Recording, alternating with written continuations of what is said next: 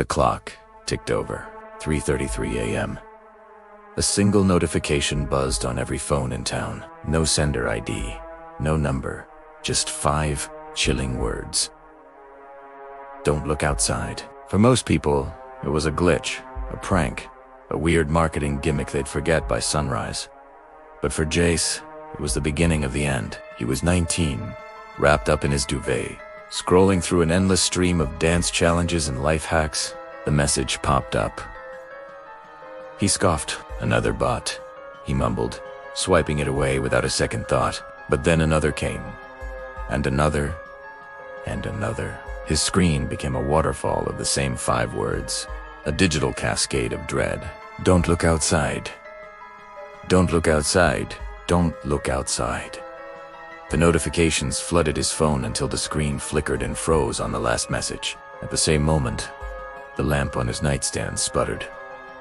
Once, twice, then went out. The only light left was the cold, sterile glow of his frozen phone screen. That's when he heard it, a sound that made the hairs on his arms stand up, a slow, deliberate scratching against his bedroom window. Scratch, scratch, scratch. It was a dry, raspy sound, like old fingernails dragging across weathered wood. It's just a tree branch, Jace whispered to himself, his voice trembling. He'd lived in this house his whole life. He knew the sound of the old oak scraping against the glass when the wind blew. But there was no wind tonight. The air was unnaturally still. The scratching stopped abruptly. The silence that followed was somehow worse, heavier, filled with anticipation. Then, a new sound. Knock. Knock. Knock. Knock. Knock. Knock. Someone in a hurry. But through soft, almost polite taps, so quiet he almost thought he'd imagined them. His phone, still frozen, vibrated violently in his hand. The message on the screen had changed. The words were glitched, broken. Don't look. The simple command was now a desperate plea. Curiosity is a powerful thing.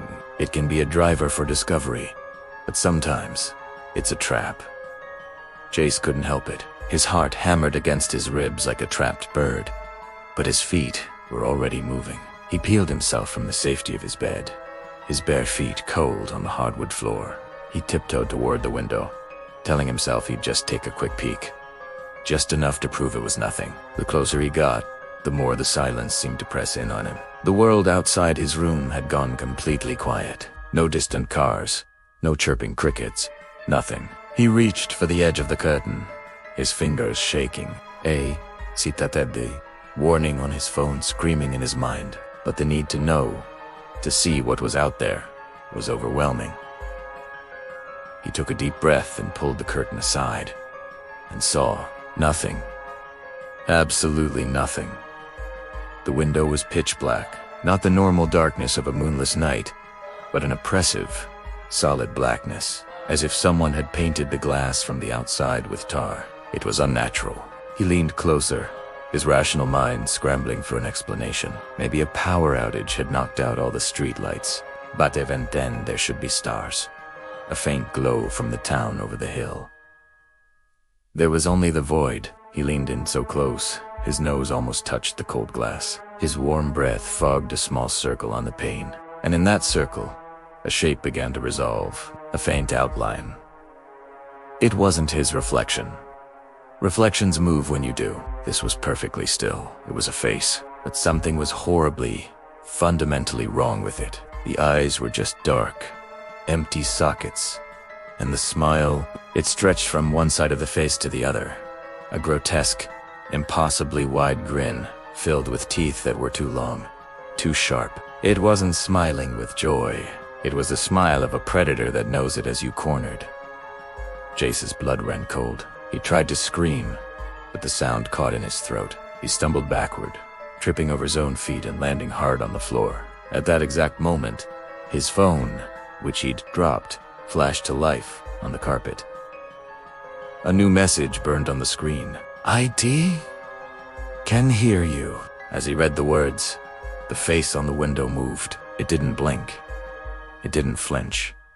It just tilted its head. A slow, deliberate motion, as if it were listening intently, savoring the sound of his frantic heartbeat.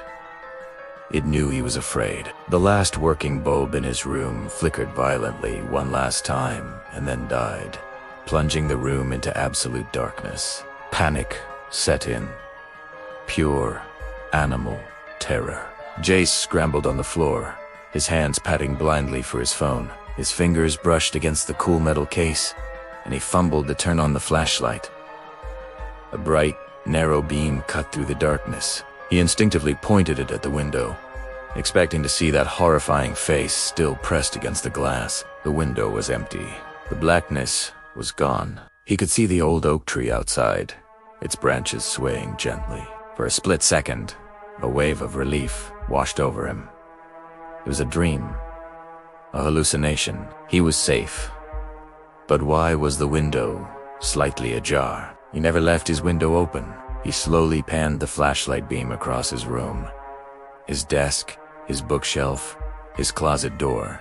Everything was normal. Then he swept the beam toward the door to the hallway. And his heart stopped. Standing there, blocking his only exit, was the creature from the window. It wasn't outside anymore, it was in Seath. The flashlight beam illuminated the same impossible smile, the same hollow eyes. It was tall and gaunt, its limbs long and thin like a spider's. It stood perfectly still, its head still tilted as if listening to a secret only it could hear. Jace opened his mouth to scream. A real, lung-tearing scream this time. But before the sound could escape, the creature moved. It unfolded itself from the doorway and was in front of him in an instant. Its face, inches from his... It raised one long, spindly finger and pressed it to its smiling lips. Then it leaned in close, and a voice like static and scraping metal whispered directly into his ear. A voice that wasn't human. He looked. The phone clattered to the floor, its flashlight beam spinning wildly across the room before settling on the ceiling. The last thing the camera recorded was the final notification that bloomed on the screen. A message that offered a terrible, impossible choice. Forward this message to stay alive. If you're watching this right now, and you got a message at 3:33 a.m., you weren't supposed to see this alone. Share this video before the clock strikes again. Maybe, just maybe, it will buy you some time. Thanks for watching. Don't forget to subscribe. If you make it through the night,